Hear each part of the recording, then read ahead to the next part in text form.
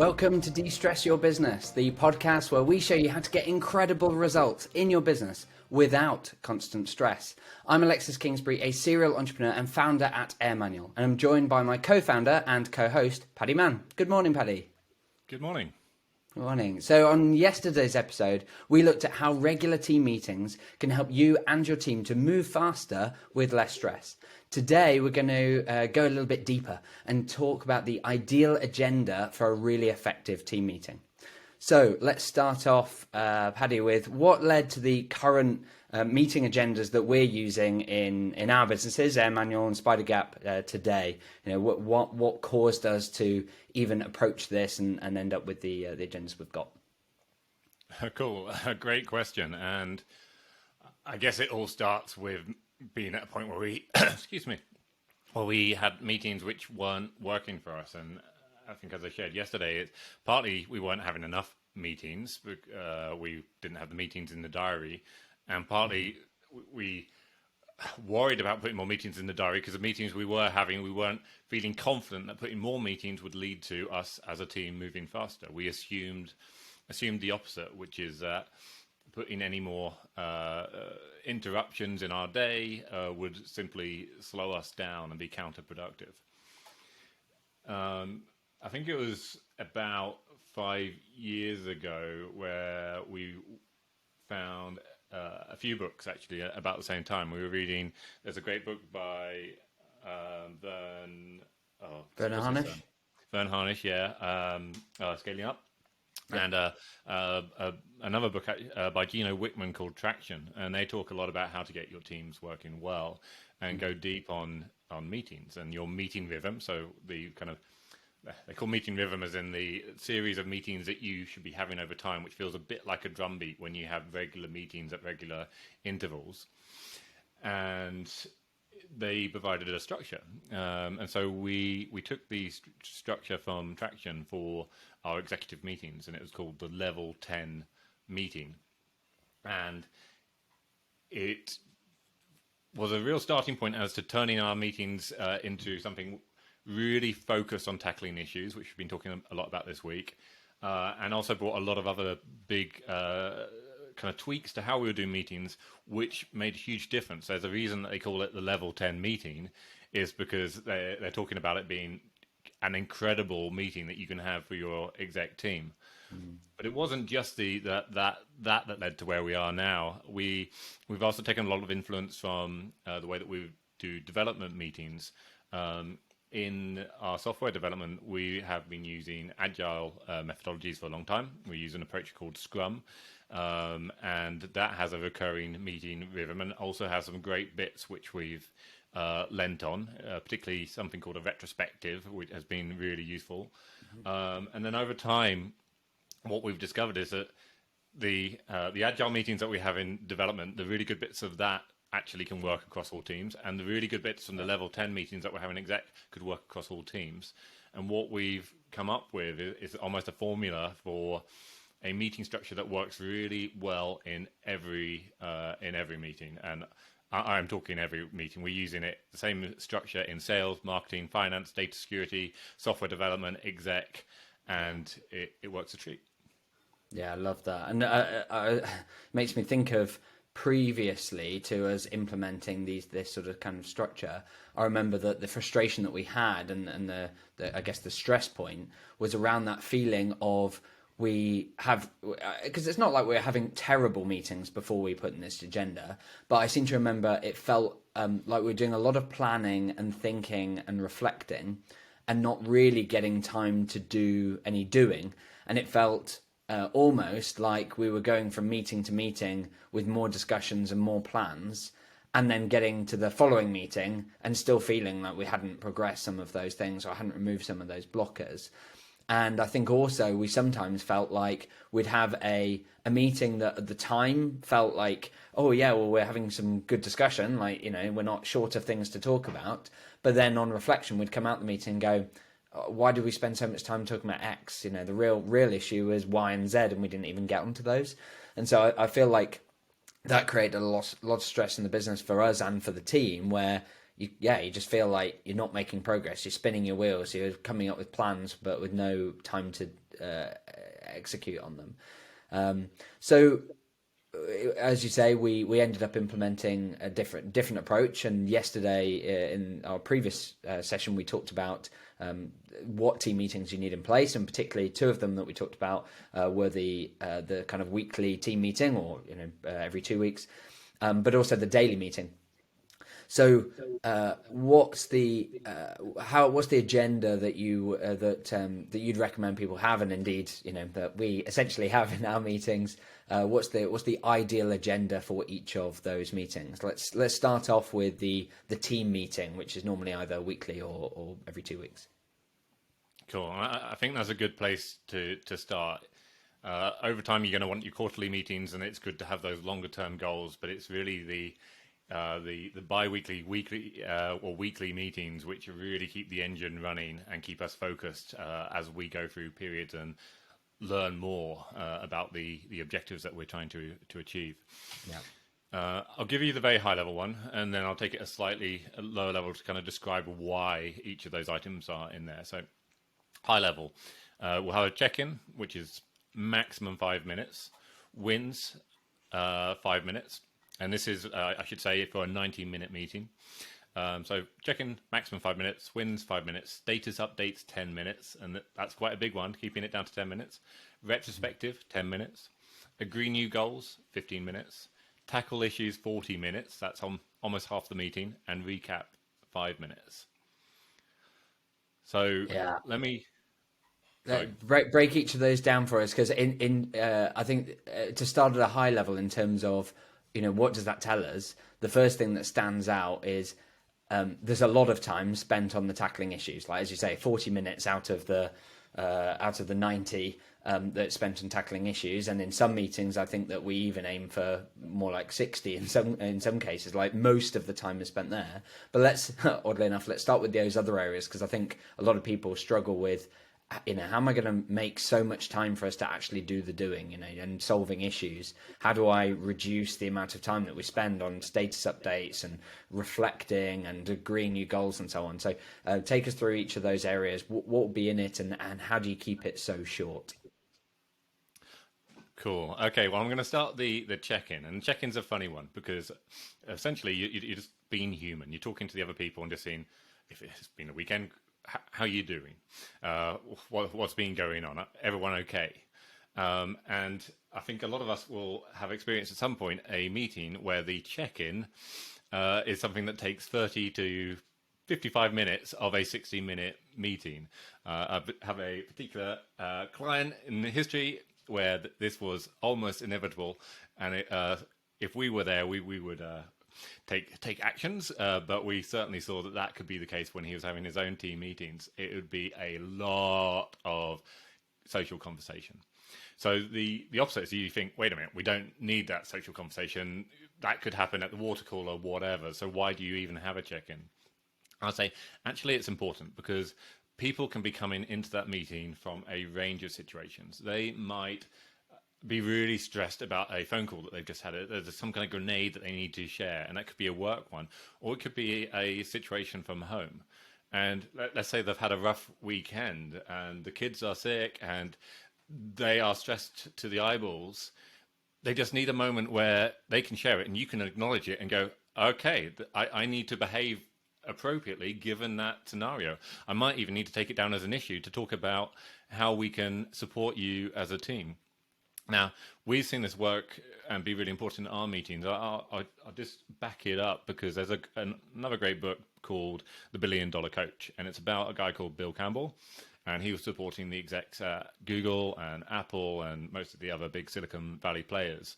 And this is one of the changes he introduced, is he found that they would come in on Monday, and these are adrenaline fueled crazy execs in Silicon Valley, and they just wanted to go flying. They've probably been working Sunday night. They're just ready to go. And he actually realized this was damaging because they forgot to be human with each other and to acknowledge the bigger picture and stress that they might be bringing in. And so he introduced it, and they discovered it worked, and it changed the whole meeting because it calmed people down and it got them into a better frame of mind for the rest of the meeting. So it's important. It shouldn't be more than 5 minutes. If you get to the end of the 5 minutes and you're still talking at socials, then someone should just chip in and just get you started on the rest of the meeting. But it is important to have a check-in. Yeah, love that. And it's probably a good point at which to say if your team are struggling with this sort of thing, and particularly keeping to time, start with a timer. Over time, with practice, you do get better at this, and the team become a bit more self-managing and more likely to say, oh, we're coming up for 5 minutes, let's move on. In fact, in our team meetings, I've noticed that people start to go quiet and stop contributing in a particular segment or meeting because they know the end is coming. And which is really powerful. You can kind of just sense like everyone's like, okay, and we're done. But initially, I think for a lot of teams, starting off with some kind of a literal alarm or timer that means that there's some kind of auditory prompt that people can move on is really powerful. So that's the check-in, and I think that's fantastic. And it's worth highlighting that. I mean, we've previously discussed how does it really need to be 5 minutes? Can it be less than that? And I think sometimes it can and is less, but I think you're right that the key is making sure that it's not taking more, but also that you have got some time in there. Otherwise, if you just jump straight into the meeting all the time, that can be pretty exhausting, relentless, and miss out on those points. So then after that check-in, then we'd normally move straight onto wins, right? And we typically spend 5 minutes on that. What's the purpose of wins? What are you expecting to? What do we normally expect to be in there? Well, so what we're doing is we call it wins. We are celebrating wins. We're getting everyone on the team to share the things that have been really positive and we can take pride in from the previous period. So that might be the previous week, the previous 2 weeks. It actually serves quite a few different purposes. First of all, it gets you thinking about the good things that have happened. And it's so easy to come into a meeting thinking about the fact you've just missed your goals or stressed about an issue that you need to get resolved, and you forget about the accomplishments that you've had.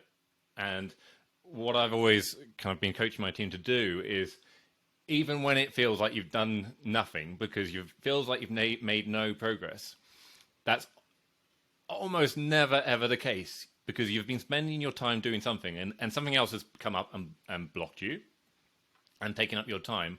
But that thing that came up and has taken up your time needed to be addressed. So you have to acknowledge that if you're a developer, that this big, bad, unforeseen bug came up, and the win is you've tackled it. And that bug would have come up regardless, and you've now tackled it and can move on. With the sales team, we often get that they're frustrated that they haven't moved progress on some of the improvements that they were going to make to the processes. And then you look back and go, but why did that happen? Because you were completely full of calls for the whole period. And you want to celebrate that and go, you know what, you've spent your time on the right things. Let's celebrate that as a team. And that reminder, that chance to reflect, it's really good for the team. It's really good for putting the meeting in a positive frame of mind.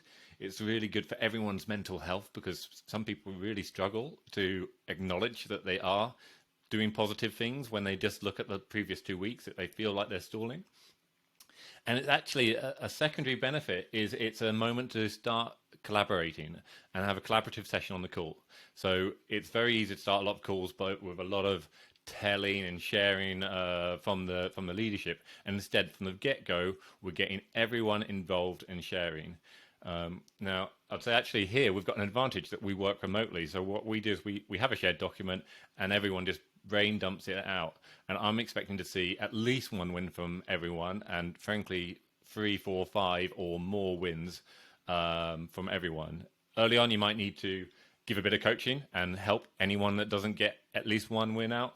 But once they've got the hang out of it, it's a great way to start every call.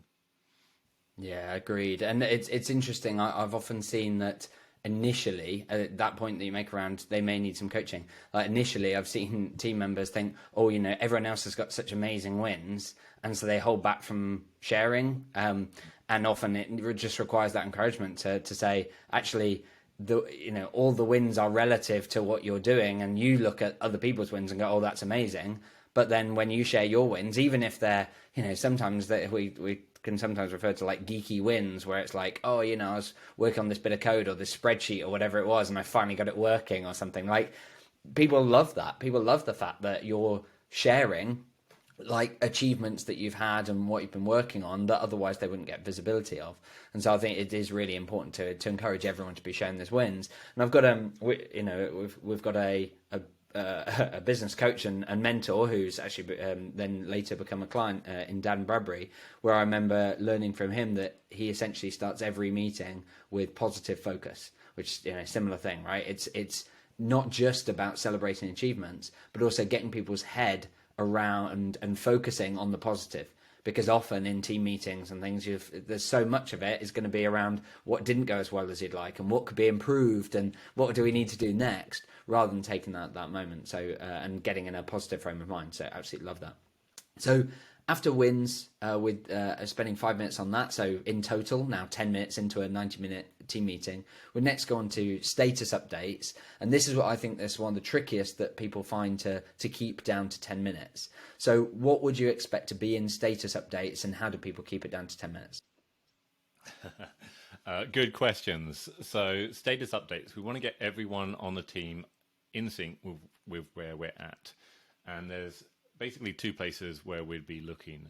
One is looking at the goals that we set out previously. And actually, we're setting goals both on a 2-week, so for a bi-weekly period or weekly period, and also look at the longer term goals, the quarterly goals. And so we're just going through each of those goals. And what we're not doing is having a long discussion about each of them or a presentation about everything we've done.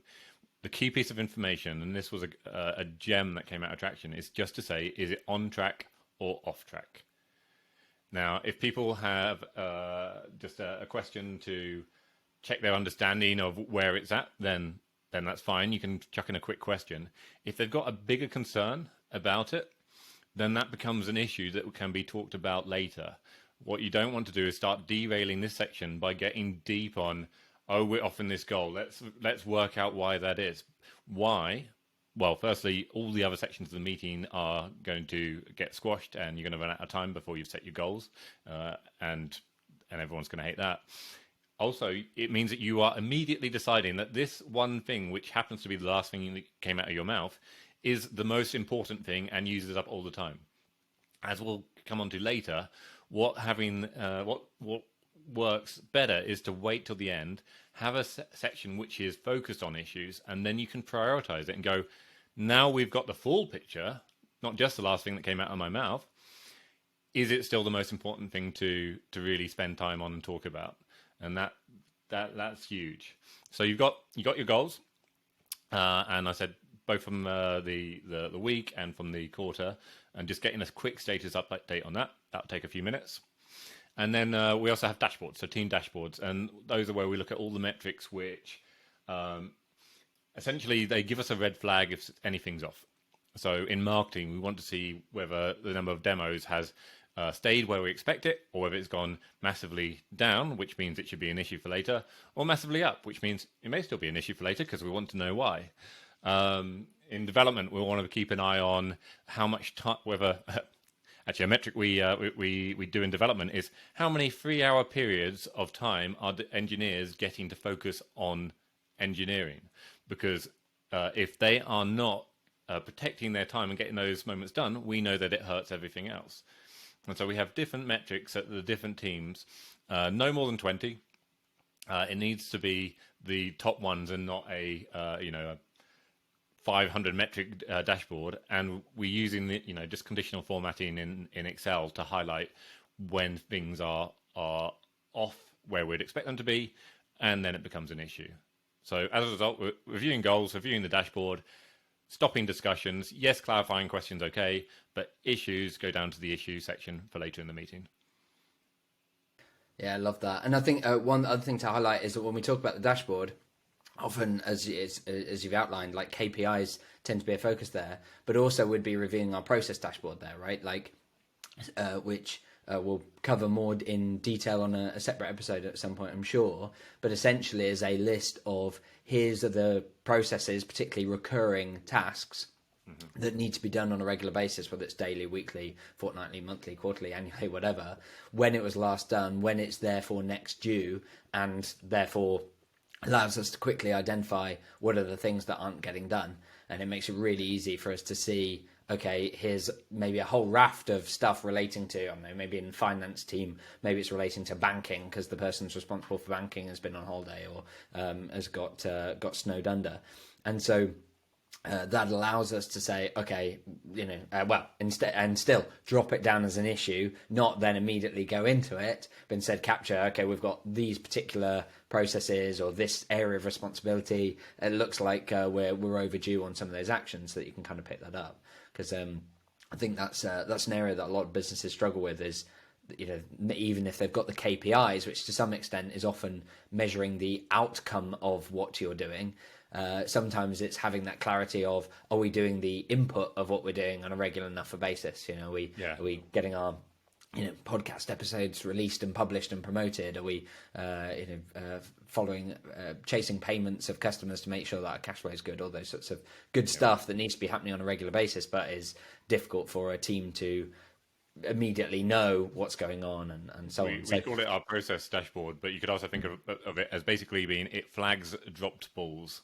So particularly important in ones with a lot of teams with a lot of recurring processes. So finance is a classic, data security, marketing, because you've got lots of socials and so on which need to be happening. And if they stop, then you want to find out that the ball's been dropped early rather than see the impact of it a few weeks down the line. And so that's been something really valuable that we have our process dashboard and then our kind of more lagging indicators showing KPIs, in our KPIs.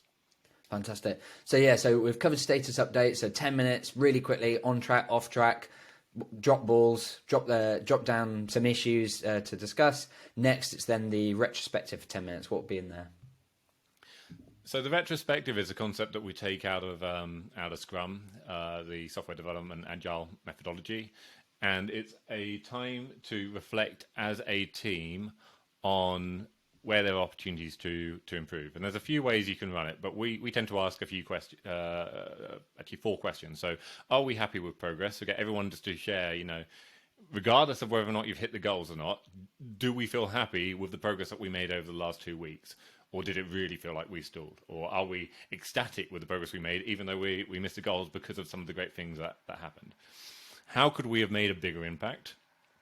So where are the opportunities to nail it even more?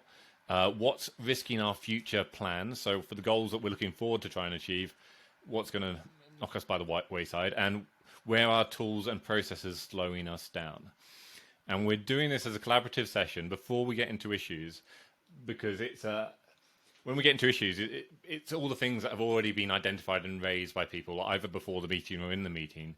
But this is the kind of time where we take a kind of a group muscle and go, come on, let's really challenge ourselves to go a step deeper and think, is there any ways that we could be improved? And sometimes it's obvious.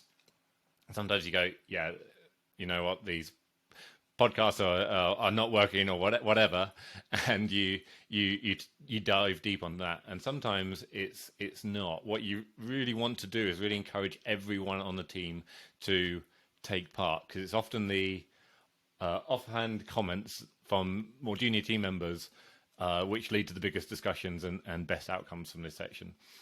Again, we've got 10 minutes. You could easily blow this up into 2 hours. You've got to keep it down to 10 minutes. So there may be some things which you go, that's a great idea, we'll just go and just do it. You don't need any more discussion.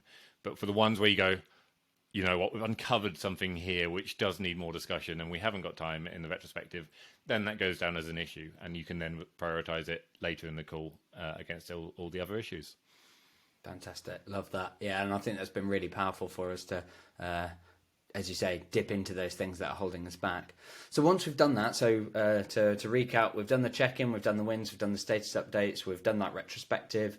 Next, we'd agree new goals, and that would take about 15 minutes. What kind of level would you expect to be achieving goals at, setting those goals at, so that it kind of only takes 15 minutes, and over what period would you expect that to be done?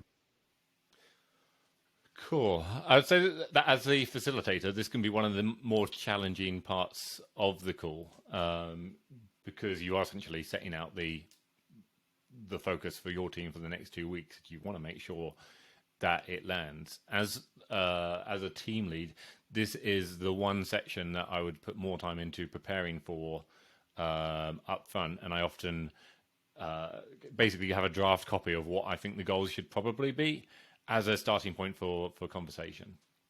In terms of the format, there's different ways you can do it. If you're in a software team, you might be prioritizing the stories in order, and then saying, okay, we expect stories being essentially development outputs of improvements that they're making. The format that we tend to use, and actually we now use in all of our teams, including software development, is OKRs. So OKRs, they're objectives and key results. You identify high-level objectives that you want to achieve, and just a few of them. We normally have between 3 and 5. And then 3 to 5 key results for each one that reflect that it's being done.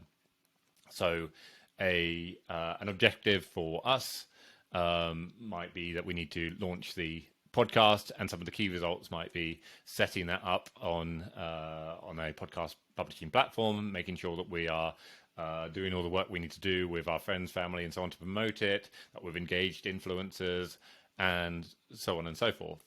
And so we're looking just for the few key objectives that the team as a whole can kind of rally around and go, yes, those are the things which are important and will drive us towards our longer term goals. So we'll be heavily influenced by what we're trying to get done over the 3-month period and what those goals are. And then the key results that reflect that. I think a lot of people, companies are now using OKRs at the kind of the 3-month intervals for teams. And so, yeah, our experience is actually you can do exactly the same for the 2-week period. You've just got a smaller set of goals. And it's really useful because then when you're in your working during the week, you don't have to constantly think about the 3-month goals, which are kind of really big, meaty things and kind of hard to measure your progress against. Instead, you just have to measure your progress against what you said you'd do over the 2-week period. And when you come to the next meeting, you'll get to reset those goals based on where you are now. Yeah, I really like that. And I've found that sometimes in team meeting, it's as simple as taking what were the quarterly goals and what are the small steps that we're going to be taking towards those over the next couple of weeks, and just agreeing where you're prioritizing and putting that laser focus. So I think, it's really time well spent getting everyone aligned on where you're making that progress. After agreeing the new goals, which we said should take about 15 minutes, we've then got essentially 45 minutes left of the total meeting, 40 minutes of which we would tend to use for tackling issues. I suspect that it's probably worth us using a separate episode for us to dive deep on how you would go about tackling issues, how you'd do the root cause analysis and all that kind of stuff.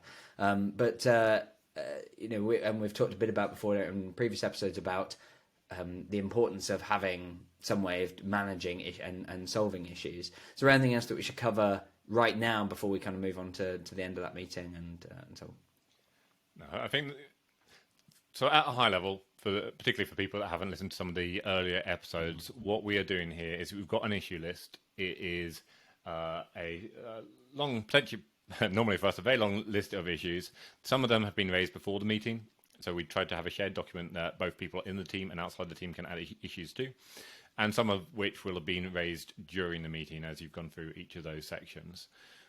The first thing that we do when we're tackling issues is to prioritize them. And this is one bit, again, as a facilitator that I have to do. It's not hard, but I do have to stop team members, even the ones that are doing this day in, day out, from prioritizing the first one and starting talking.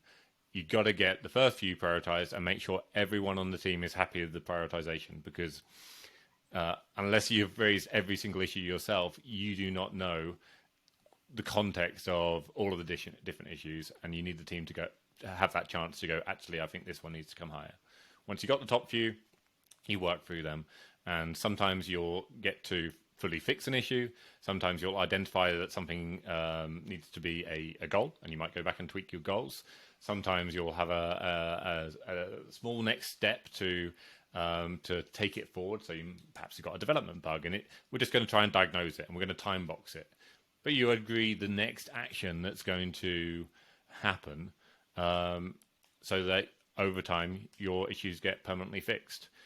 Sometimes in that section, even though it's 40 minutes, you may only cover one or two issues.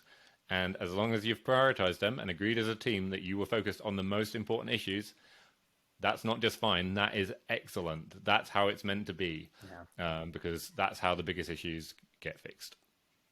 Fantastic, love that. And then once you spent 40 minutes on tackling the issues, and you've got 5 minutes left of the meeting, we'd recommend a quick recap. So again, another great opportunity for using some kind of timer to remind you, so that you don't plow into the end of the meeting tackling issues. What would you, at a high level, what would you expect to be in that recap? So the main reason that we do the recap is just to pull people out of that kind of deep mindset where they're stuck in the issues, and just remind them of all the great things that have happened in the meeting and over the last few weeks. So I would reshare the wins, remind people as they're about to leave the meeting of all the really positive stuff, so that they can go off and make a cup of tea with a smile on their face, and remember that positive feeling that they had at the start. Then I would share the goals. So be focused on wins, goals, because we want to remind the team what get them amped up about the things we're going to get done for the next 2 weeks. And if there are any other next steps, then I would recap them as well. Often we don't have next steps that are either kind of embedded in issues and everyone understands that, or they're embedded in goals. So the main thing is definitely celebrating the wins for a second time and getting people pumped about the new goals. Fantastic. Love that. Thanks, Paddy, for going through that. I think given the amount of time we've got left, I think it's probably worth us just touching at a very high level how that same approach or a similar approach would then be applied for a daily meeting, which essentially is kind of a cut down version of it, right? We'd sort of encourage people to make sure that they really start on time, and because it's got to be a lot shorter. Typically, how long would you expect on the meeting, and what would you expect to be in the daily meeting with the team? So yeah, as we shared yesterday, having a daily or every other day meeting is hugely important for most teams, because it gives you that moment to talk about issues that otherwise would have to wait 2 weeks. And if you've got a goal of something you need to achieve in that 2 weeks, then waiting to the next meeting to have a discussion doesn't work. And so otherwise, if you don't have this meeting, you're going to have emails and Slacks that derail the team. So the way that we use this meeting, it's the same structure, but we don't have a retrospective and we don't agree new goals. We've got the goals that we set from the bi-weekly call. What we do, one, start on time. Really important. You got a 15-minute meeting. It doesn't work to start 5-10 minutes late. Make sure that everyone arrives. Check-in, still important, but you're typically going to cut it off after a minute. It's a really quick one just to check in, make sure everyone's okay. And if you identify that someone isn't 100%, then that can be raised as an issue, or it can be picked up separately. So this is a quick one. Status updates. This time it's going to be maximum 5 minutes. And it's just going through. Now we don't need to look at the quarterly goals. We'll just look at the goals for the 2 week or 1 week period, and just again a on track or off track. And if anyone has any concerns about that status, then it goes down as an issue. That gives you 10 minutes, and it should be 10 minutes every day to actually tackle a few of the top priority issues. And this will typically be things that are removing blockers from people otherwise being blocked from achieving their goals. Fantastic, love it. Now we could go into a lot more detail here, and I think this is an area that people can get a lot of value out of when they apply it into their business. But sometimes it's tricky, A, to know exactly how to do it, and B, then to actually implement it. So what resources would you recommend that people can use to increase their likelihood of success? Cool. Well, I'll recommend a couple. The first is the book Traction by Gino Wickman. It's a fantastic book for putting a lot more structure into your business. It covers a range of areas, including meeting and processes and issues and other bits. But the bits on meeting, it does go into detail on how to run a quarterly, a weekly, and so on. And it gives you sample agendas. So if you really want to go in depth on this, then it's a great resource. On top of that, a quicker way of doing it is actually we've created a couple of templates. So we've taken the structure of our bi-weekly meetings and our daily meetings, We've created them as templates, which would guide you through the parts of the agenda. As our templates in the Air Manual support, the best practices that I've shared today are actually largely embedded into those checklists. So you can find the links to those templates into the show notes of the podcast if you're listening to the podcast, or as a comment with the LinkedIn Live if you're watching there.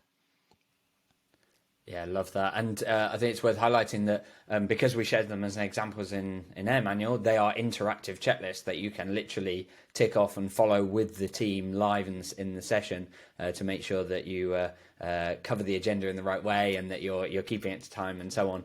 Particularly if you combine that with some kind of timer, you'll be in really, really good shape. So that's fantastic. And thank you for sharing those, Paddy. So fantastic. Well, we've covered a lot in terms of how to have a really effective team meeting. We've covered team meetings and daily meetings and the agenda and how you spend your time and so on.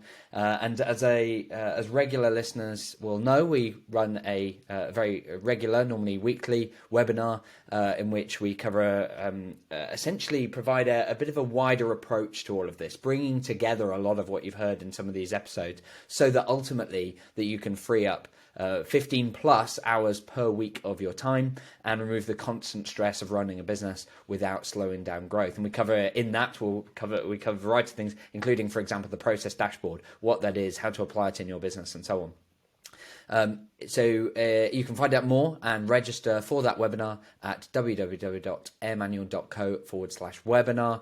And otherwise, it's a great session, and please do reach out for more feedback and so on. A final note for our podcast listeners and indeed those on LinkedIn Live, this is still new for us. We need your help.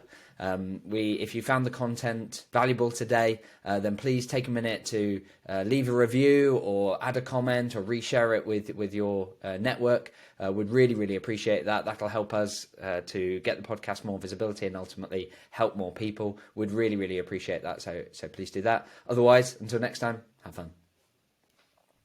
Have fun.